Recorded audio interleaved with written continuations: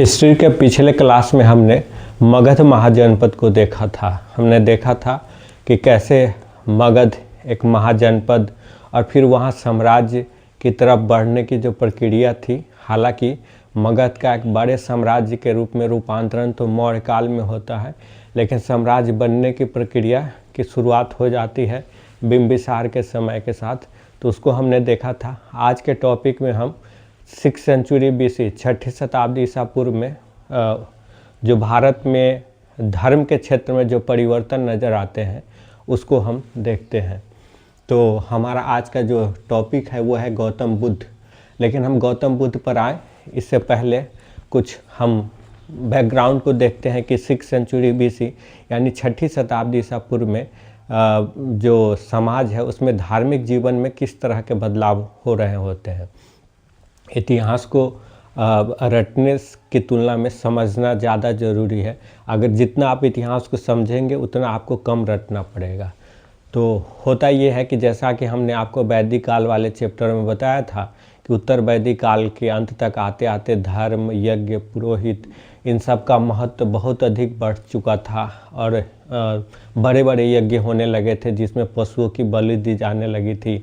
यंत्र का महत्व बढ़ गया था, धर्म के ऊपर पुरोहितों का वर्चस्व बढ़ गया था। तो इस तरीके से जब किसी भी चीज़ कोई चीज़ जब एक बहुत अधिक अति की स्थिति में पहुंच जाता है तो सामान्य सी बात है कि उसके खिलाफ नफरत, गुस्सा और इस तरह की प्रतिक्रिया सामने आती है।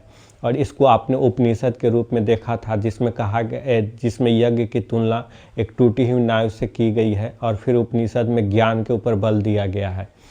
उससे आगे फिर जो धर्म के क्षेत्र में वो जो वैदिक व्यवस्था है उसके खिलाफ एक प्रकार की प्रतिक्रिया गुस्सा होता है और गुस्से के रूप में अलग अलग नास्तिक संप्रदायों का उदय होता है। यानी कि ऐसे संप्रदाय जो वेद की सत्ता को मानने से इनकार कर देते हैं। और जिन नास्तिक संप्रदायों का उदय होता है, बौद्ध धर्म ग्रंथ में ऐसे 62 संप्रदायों की चर्चा होती है। लेकिन हम 2 की चर्चा यहाँ करेंगे, गौतम बुद्ध यानी बौद्ध धर्म और जैन धर्म की चर्चा हम करेंगे। तो आइए हम बौद्ध धर्म के विषय में देखते हैं, गौतम बुद्ध के विषय में। गौतम बुद्ध को हम जानेंगे।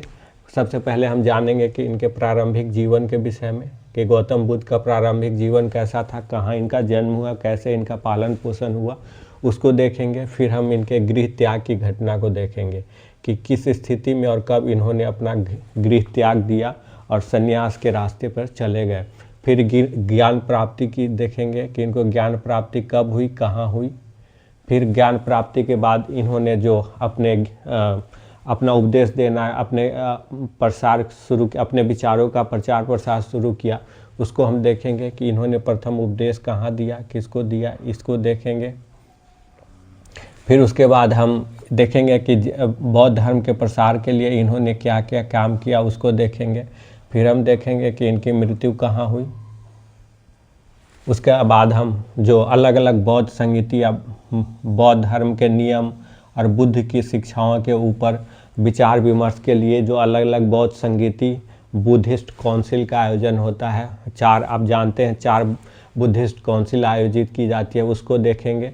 फिर हम देखेंगे बौद्ध धर्म जो मूल बौद्ध धर्म था उसमें विभाजन हो करके उसकी कितनी शाखाएं और अलग अलग संप्रदाय बन करके सामने आती है, उसको हम देखेंगे। तो इन अलग अलग पक्षों को हम देखेंगे पीटी के पॉइंट ऑफ व्यू से। और इन पहलुओं को जानने के बाद पीटी में आने वाला कोई भी क्वेश्चन आपसे नहीं छूट पाएगा। तो आइए शुरू करते हैं। सबसे पहले हम प्रारंभिक जीवन देखते हैं। तो गौतम बुद्ध का जन्म 563 ईसा पूर्व में, 563 BCE, 563 BCE में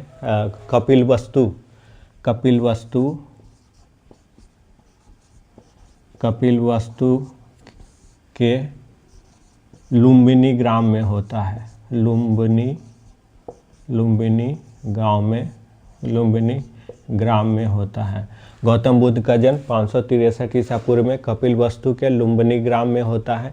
इनके पिता शुद्धोधन, इनके पिता का नाम शुद्धोधन होता है।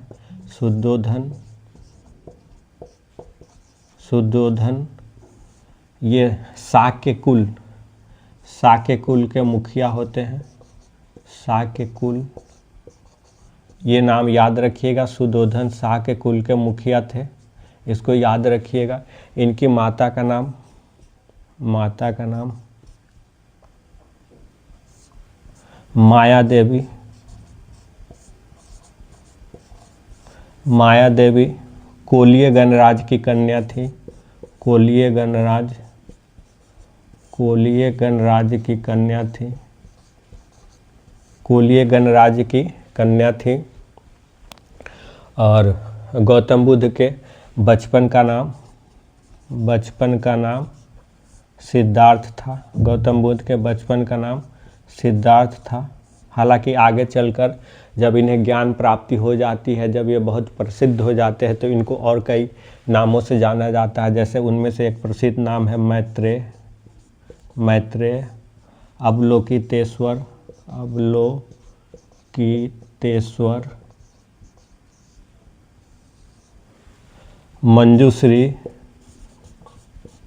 मंजूश्री। इस तरह इनके कई नाम होते हैं जो ज्ञान प्राप्ति के बाद, इसके अलावा पद्मपाणि के नाम से भी जाना जाता है। तो इनके बचपन का नाम क्या था? सिद्धार्थ था। और इनका अन्य नाम मैत्रेय, अवलोकितेश्वर, मंजूश्री, पद्मपाणि, ये भी गौतम बुद्ध के अलग अलग नाम हैं। तो और गौतम बुद्ध के जन्म की घटना को आप जानते हैं कि बौद्ध धर्म में गौतम बुद्ध से जुड़े हुए अलग अलग घटनाओं को अलग अलग प्रतीक चिन्ह के रूप में देखा जाता है। तो इनके जन्म से जुड़ी जो घटना थी, जन्म से जुड़ी जो घटना है उसको, जन्म से जुड़ी घटना को बौद्ध धर्म में कमल, बैल या सांड और हाथी के प्रतीक से चिन्हित किया जाता है। गौतम बुद्ध की जन्म की घटना को बौद्ध धर्म में कमल, बैल या सांड और हाथी की घटना से चिन्हित किया जाता है। तो ये हमने देखा कि गौतम बुद्ध का जन्म कहाँ हुआ। अब गौतम बुद्ध के जन्म के 7वें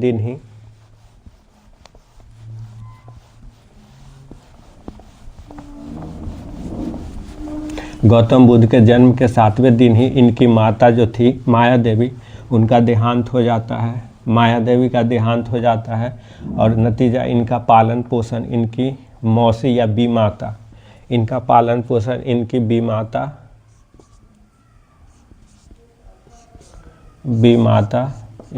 इनका पालन पोषण इनकी बीमाता प्रजापति गौतमी के द्वारा किया जाता है। प्रजापति गौतमी के द्वारा किया जाता है। तो गौतम बुद्ध की माता का देहांत उनके जन्म के 7वें दिन ही हो जाता है। तो इनका पालन पोषण इनकी मौसी या बीमाता प्रजापति गौतमी के द्वारा किया जाता है। तो ये गौतम बुद्ध के जन्म से जुड़ी हुई प्रारंभिक चीज़ें हैं। और गौतम बुद्ध अपने बहुत कम उम्र के दिनों से ही संसार की जो समस्याएं हैं, मृत्यु है, दुख है, तमाम तरह के जीवन में जो कष्ट हैं, आत्मा परमात्मा, इस तरह की जो चीज़ें थे, इन सब के ऊपर वो विचार विमर्श करने लगते हैं। और फिर धीरे धीरे वो चिंतन की प्रवृत्ति में जाते हैं। इस स्थिति को देख करके उनके पिता को ये एहसास होता है कि ये कहीं मतलब सांसारिक जीवन को त्यागने की दिशा में नहीं चला जाए। तब बहुत कम उम्र में ही उनकी शादी कर दी जाती है। एक उनकी पत्नी का नाम होता है यशोधरा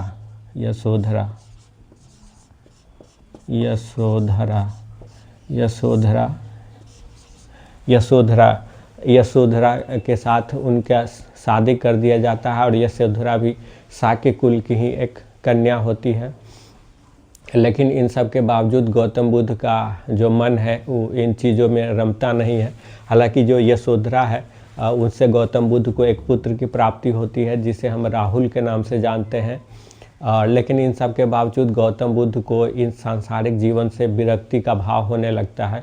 और फिर एक दिन 29 वर्ष की अवस्था में वो रात को अपना घर त्याग देते हैं। और गौतम बुद्ध के गृह त्याग की घटना को बौद्ध धर्म में महाभिनिष्क्रमण के नाम से जाना जाता है। महाभिनिष्क्रमण के नाम से जाना जाता है। महाभिनिष्क्रमण, गौतम बुद्ध की घटना को महाभिनिष्क्रमण के नाम से जाना जाता है। तो गौतम बुद्ध को सांसारिक जो दुख था उससे एक तरह से सांसारिक जीवन से विरक्ति का भाव आ गया था। फिर एक दिन क्या होता है कि वो जो शहर कपिलवस्तु होता है उसकी सैर पे निकलते हैं और वो 3-4 तरह के दृश्य देखते हैं। एक पहले वो एक वृद्ध व्यक्ति को देखते हैं, फिर वो एक बीमार व्यक्ति को देखते हैं, फिर वो एक मृतक शरीर को देखते हैं और फिर अंत में वह एक प्रसन्नचित्त सन्यासी को देखते हैं। और इन 4 दृश्यों को देखने के बाद वो उनके गृह त्याग का भाव उनके अंदर आता है और वो घर छोड़ देते हैं 29 वर्ष की आयु में। और उनके गृह त्याग की घटना को बौद्ध धर्म में महाभिनिष्क्रमण के नाम से जाना जाता है।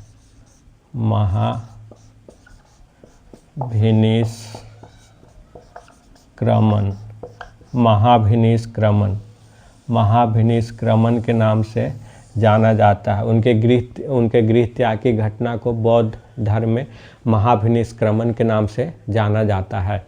तो ये 4 दृश्य आप याद रखेंगे जो कपिलवस्तु की सैर करते हुए उन्होंने देखा था। सबसे पहले उन्होंने एक वृद्ध व्यक्ति को देखा था, फिर उन्होंने एक बीमार व्यक्ति को देखा, फिर वो एक मृत शरीर को देखे और फिर अंत में उन्होंने एक प्रसन्नचित्त सन्यासी को देखा। और इसके बाद उन्होंने रात को एक दिन 29 वर्ष की आयु में अपना गृह त्याग दिया, जिसे बौद्ध धर्म में महाभिनिष्क्रमण के नाम से जाना जाता है। तो गृह त्याग और गौतम बुद्ध द्वारा गृह त्याग की जो घटना है उसे बौद्ध धर्म में जिस प्रतीक चिन्ह से चिन्हित किया जाता है वो है घोड़ा। गृह त्याग की घटना को घोड़े के प्रतीक चिन्ह से चिन्हित किया जाता है। तो गृह त्यागने के बाद गौतम बुद्ध ज्ञान प्राप्ति के लिए निकल पड़ते हैं और फिर वो सबसे पहले पहुंचते हैं वैशाली, जो बिहार में स्थित है। तो वैशाली पहुंचते हैं। वैशाली में एक बहुत ही संन्यास सांख्य दर्शन के आचार्य होते हैं, जिनका नाम होता है अलार कलाम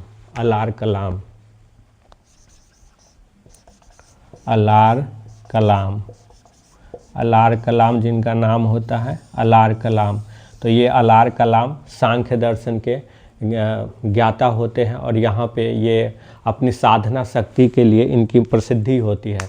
यहाँ पे गौतम बुद्ध जाते हैं और वो अलार कलाम को अपना गुरु बना लेते हैं। तो ये भी आपको याद रखना है कि गौतम बुद्ध के प्रथम जो गुरु थे वो अलार कलाम थे, जो वैशाली के एक आचार्य सन्यासी थे। यहाँ पे भी गौतम बुद्ध को संतुष्टि नहीं मिलती है और फिर वो कुछ ही दिनों में वैशाली को छोड़ करके उरुवेला राजगृह पहुँचते हैं। वैशाली को छोड़कर वो कहाँ पहुँचते हैं? राजगृह पहुँचते हैं। वैशाली को छोड़ करके वो राजगृह पहुँचते हैं और राजगृह में वो रुद्रक रामपुत नामक एक गुरु को, एक सन्यासी को अपना गुरु बनाते हैं। रुद्रक रामपुत, ये नाम आपको याद रखना है। रुद्रक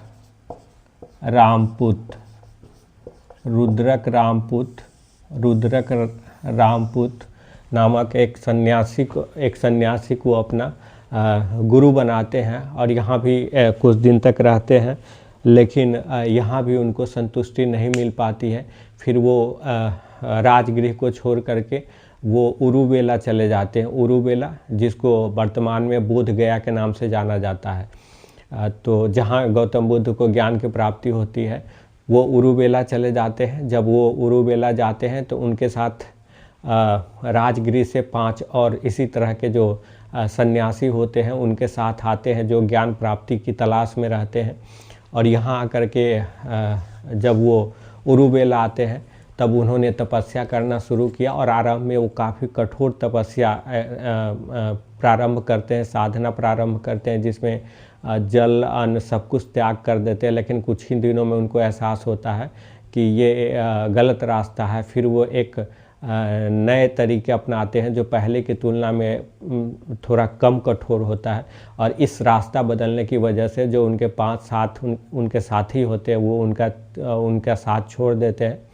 फिर वहाँ गौतम बुद्ध पीपल वृक्ष के नीचे साधना करते हैं और फिर बैसाखी पूर्णिमा के दिन उन्हें ज्ञान की प्राप्ति होती है। और उनके ज्ञान की प्राप्ति पीपल वृक्ष के नीचे होती है, फल्गु नदी के किनारे। फल्गु नदी जिसको जिसको उस समय निरंजना नदी के नाम से जाना जाता था, और उसी निरंजना नदी को वर्तमान में फल्गु नदी के नाम से जाना जाता है। तो गौतम बुद्ध को यहीं पे ज्ञान की प्राप्ति होती है, और ज्ञान प्राप्ति के बाद ही वो बुद्ध कहलाते हैं। और ज्ञान प्राप्ति का मतलब क्या है? ज्ञान प्राप्ति का मतलब ये होता है कि दुख और दुख के कारण इसकी जानकारी उन्हें प्राप्त हो जाती है, जिसको ज्ञान प्राप्ति के नाम से जिसको बौद्ध धर्म में ज्ञान प्राप्ति या इसी को निर्वाण प्राप्ति भी कहा जाता है, क्योंकि बौद्ध धर्म में महापरिनिर्वाण जो होता है वो मृत्यु के बाद ही मिलता है, और निर्वाण इसी जन्म में प्राप्त हो जाता है। और निर्वाण का मतलब ही होता है अपनी इच्छा अभिलाषा के ऊपर नियंत्रण करना, दुख के कारण को समझ लेना।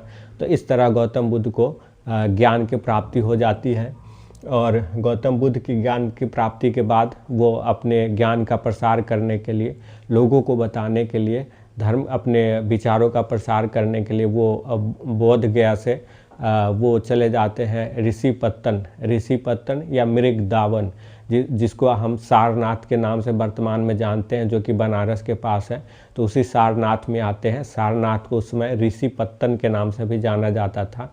तो सारनाथ आते हैं, और सारनाथ में आकर के वो अपना पहला उपदेश उन्हीं 5 साधकों को देते हैं जिन्होंने उनका साथ छोड़ दिया था अपनी रास्ता बदलने की वजह से। उन्हीं को अपना पहला उपदेश देते हैं, और उनके पहले उपदेश को बौद्ध धर्म में धर्मचक्र प्रवर्तन के नाम से जाना जाता है।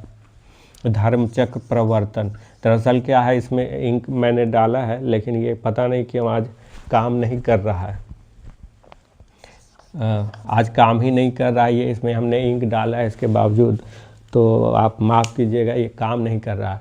तो धर्मचक्र जो वो पहला अपना उपदेश देते हैं उनको, उसको धर्मचक्र प्रवर्तन के नाम से जाना जाता है।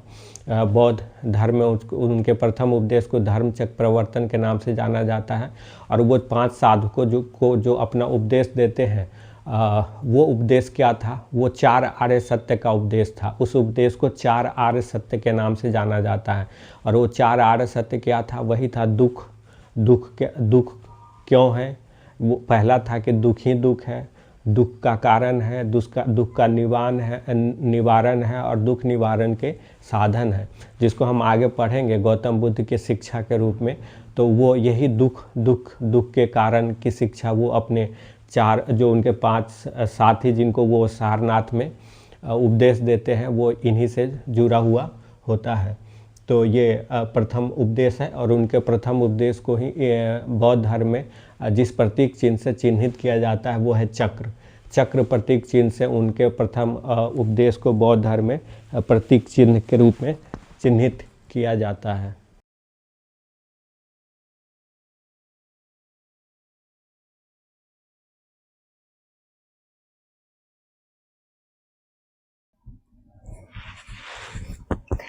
सारनाथ में अपना पहला उपदेश देने के बाद उन्हीं 5 साधकों के साथ जिसको उन्होंने अपना पहला उपदेश दिया था, वो सारनाथ से बगल में ही वाराणसी आते हैं। और वाराणसी में वो सबसे पहले श्रेष्ठ एक यश नामक श्रेष्ठ यानी व्यापारी के यहाँ जाते हैं। उस व्यापारी का नाम होता है यश नामक व्यापारी के यहाँ जाते हैं, और उसको अपनी शिक्षा देते हैं, बौद्ध धर्म में दीक्षित करते हैं। फिर वो वहाँ वाराणसी से वो राजगृह आ जाते हैं, जो कि उस वक्त मगध की राजधानी थी। और राजगृह में आकर के वो यहाँ के जो शासक थे बिंबिसार, उसको बौद्ध धर्म में दीक्षित करते हैं।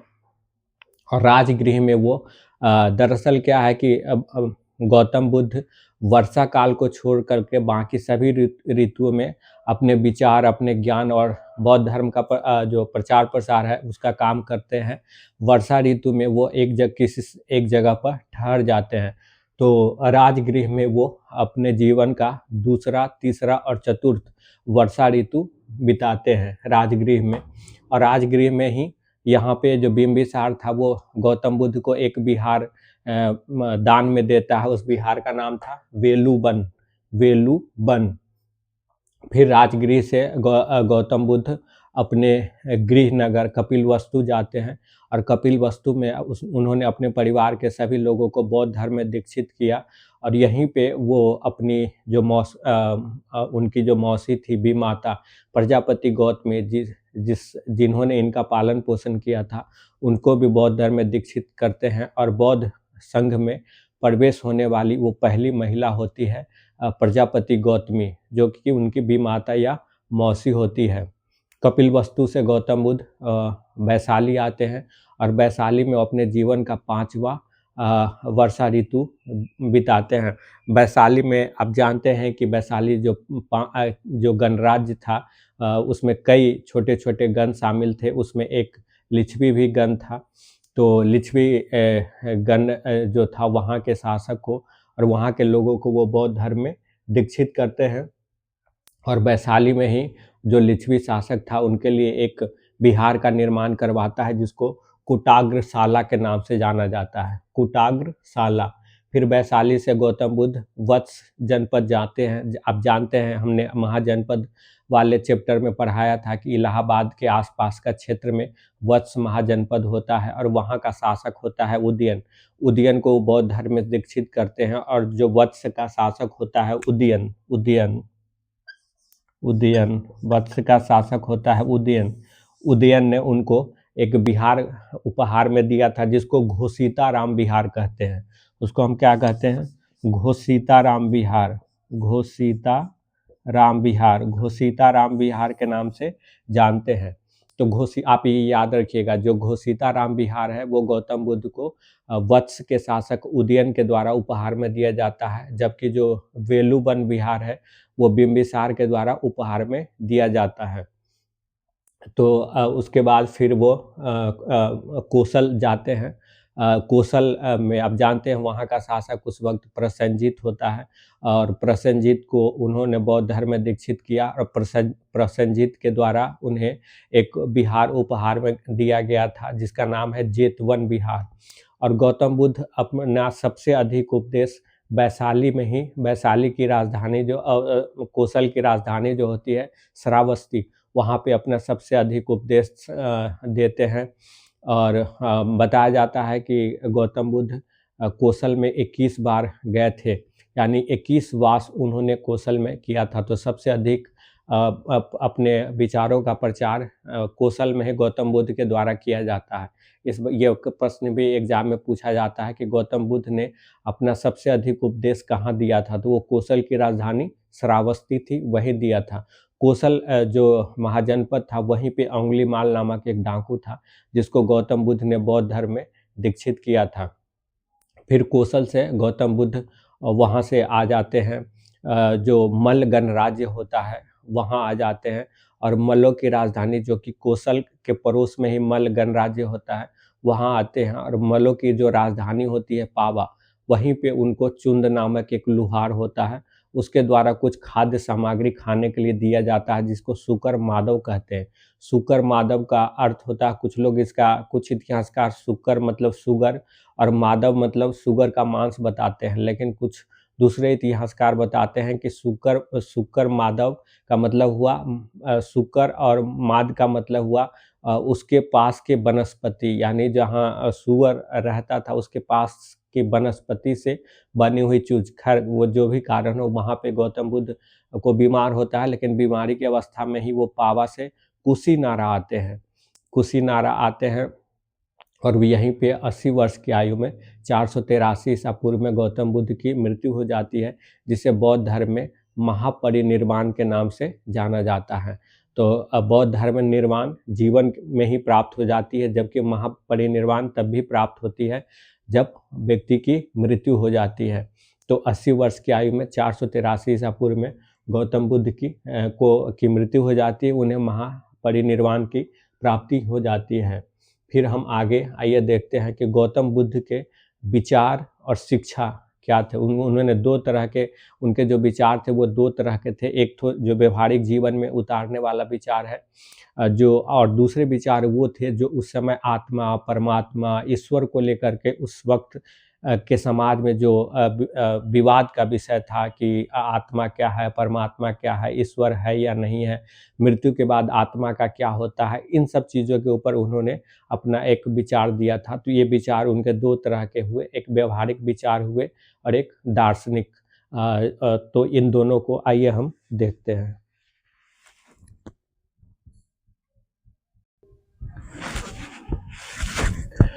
गौतम बुद्ध की शिक्षा को हम देखते हैं, हालांकि आज ये काम नहीं कर रहा है, तो हम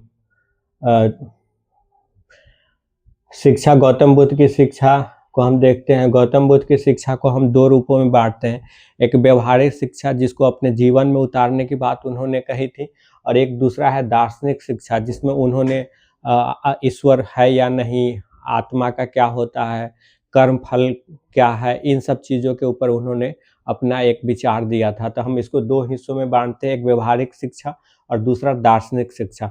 व्यवहारिक शिक्षा में उन्होंने तीन बातें कही थी, 4 आर्य सत्य, अष्टांगिक मार्ग, 10 शील और मध्यम प्रतिपदा, 4 उनकी व्यवहारिक शिक्षा है। 4 आर्य सत्य क्या है? 4 आर्य सत्य में पहला है दुख। उन्होंने कहा कि ये संसार दुखमय है।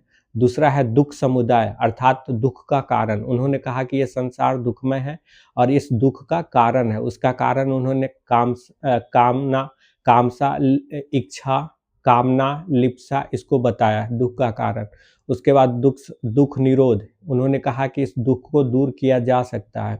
और चौथा उन्होंने कहा दुख निरोध गामिनी प्रतिपदा, यानी कि इस दुख के निवारण के 8 प्रतिपदा, 8 उपाय उन्होंने बताए, जिसको कि हम अष्टांगिक मार्ग के नाम से जानते हैं। तो अब गौतम बुद्ध की शिक्षा 4 आर्य सत्य है, अष्टांगिक मार्ग है और 10 शील है। 10 शील में जैसे सत्य, अहिंसा, ब्रह्मचर्य, बहुत गद्देदार या बहुत कोमल बिस्तर पे न सोना, पराई स्त्री को नहीं देखना, मृदुभाषी होना, इस तरह की शिक्षा है जिसको 10 शील के नाम से जाना जाता है। और चौथा है मध्यम प्रतिपदा, यानी मध्यम मार्ग। गौतम बुद्ध ने मध्यम मार्ग का उपदेश दिया। मध्यम मार्ग का उपदेश उन्होंने किस रूप में देखिए कि आपने देखा कि पहले जब उन्होंने साधना या तपस्या शुरू की तो वो बहुत कठोर नियमों का पालन कर रहे थे, जिसमें उन्होंने अन्न जल सब कुछ त्याग दिया था। लेकिन उनको तुरंत एहसास हुआ कि इस कठोर रास्ते से ज्ञान प्राप्त नहीं की जा सकी। तब उन्होंने एक बीच का रास्ता अपनाया जिसको मध्यम मार्ग कहा जाता है। तो उन्होंने उस कठोर रास्ता को छोड़ दिया, तो उन्होंने शिक्षा के रूप में मध्यम मार्ग का उपदेश दिया। जो उनका दार्शनिक शिक्षा है वह उसमें है अनिश्वरवाद, यानी वो ईश्वर के अस्तित्व में विश्वास नहीं करते हैं। अनिश्वरवाद है, अनात्मवाद है, वो आत्मा के अस्तित्व में भी स्वीकार नहीं करते हैं, लेकिन वो कर्म और पुनर्जन्म में विश्वास करते हैं। तो ये आपको याद रखना है कि गौतम बुद्ध ईश्वर के अस्तित्व में विश्वास नहीं करते हैं, आत्मा के अस्तित्व में विश्वास नहीं करते हैं, लेकिन वह कर्म और पुनर्जन्म की धारणा में विश्वास करते हैं। इसके अलावा उनका एक और उपदेश है, वो है प्रतीत्य समुत्पाद, अर्थात उसका अर्थ होता है किसी की वजह से किसी चीज़ का होना, अर्थात किसी कारण से किसी घटना का घटित होना। तो ये उनका उपदेश है प्रतीत्य समुत्पाद। तो गौतम बुद्ध की शिक्षाओं को हमने दो हिस्सों में बांटा, एक व्यवहारिक शिक्षा, एक दार्शनिक शिक्षा। व्यवहारिक शिक्षा में क्या है? 4 आर्य सत्य है, अष्टांगिक मार्ग है, 10 शील है और मध्यम प्रतिपदा। दार्शनिक शिक्षा में अनिश्वरवाद, यानी वो ईश्वर को नहीं मानते हैं, अनात्मवाद, यानी वो आत्मा, उनका मानना था कि मृत्यु के साथ ही आत्मा समाप्त हो जाता है, लेकिन वो कर्म और पुनर्जन्म में विश्वास करते थे। तो ये उनका दार्शनिक शिक्षा हुआ। उसके बाद हम बौद्ध संगीति की बात करते हैं। गौतम बुद्ध की शिक्षाओं को लेकर के या उसकी व्याख्या को लेकर के अलग अलग समय में कुल चार बौद्ध संगीति या बौद्ध काउंसिल या बौद्ध परिषद का आयोजन किया गया था, जिसमें पहले जो बौद्ध परिषद था उसका आयोजन 483 ईसा पूर्व में बिंबिसार के पुत्र अजातशत्रु के शासनकाल में राजगृह के सप्तपर्णी गुफा में हुआ था, और इसकी अध्यक्षता महाकश्यप ने की थी। दूसरी बौद्ध संगीति जो हुई थी वो 383 ईसा पूर्व में हुई थी, आपको वैशाली में। और इस वक्त जो मगध का शासक था वो कालाशोक या काकवर्ण था, और इसकी अध्यक्षता सावा कमीर या सर्वकामिनी ने की थी। जो तीसरा बौद्ध काउंसिल था वो 250 ईसा पूर्व में पाटलिपुत्र में हुआ था, सम्राट अशोक के समय में। इसकी अध्यक्षता मोगाली पुत्र तीस ने की थी, मोगाली तीस। और चतुर्थ बौद्ध संगीति का आयोजन कनिष्क के समय में हुआ था, कश्मीर के कुंडल वन में हुआ था। और जो चतुर्थ बौद्ध संगीति था उसमें भी बौद्ध धर्म हीनयान और महायान नामक दो संप्रदाय में विभाजित हो गया था। तो ये बौद्ध धर्म बौद्ध संगीतियाँ थी। बौद्ध धर्म की शाखाएं, बौद्ध धर्म पहले दो हिस्सों में बटा, अस्थाविर और महासांघिक के रूप में। अस्थाविर वो थे जो परंपरागत नियमों को ही मानते थे, महासांघिक वो थे जो परंपरागत नियमों में बदलाव के साथ नए परिस्थिति में नए तरह के नियमों को अपना रहे थे, वो महासांघिक कहलाते हैं। और फिर आगे हीनयान और महायान नामक दो संप्रदायों में बढ़ जाता है। इसके अलावा आपको हमने एक और चीज़ है कि जब गौतम बुद्ध वैशाली में होते हैं अपने विचारों का प्रचार करने के लिए, तो वहीं पे एक आम्रपाली नामक एक महिला बौद्ध धर्म को ग्रहण करती है, जिसको वैशाली की एक प्रसिद्ध उस समय की वेश्या के रूप में याद किया जाता है, जाना जाता है। तो वो आम्रपाली उनकी शिष्या बनी थी।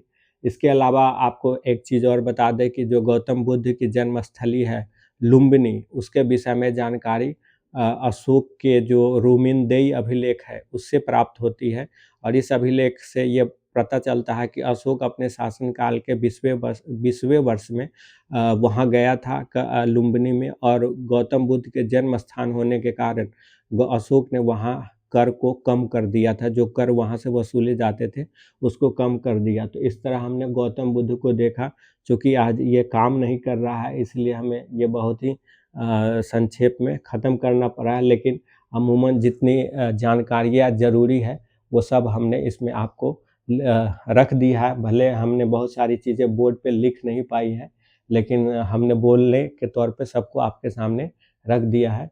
और इसके बाद हम महावीर स्वामी पर वीडियो बनाएंगे। अभी हम बता देते आपको, लेकिन ये काम नहीं कर पा रहा है। तो अगर आपको ये वीडियो पसंद आए तो वीडियो को लाइक कीजिए और चैनल को सब्सक्राइब कीजिए।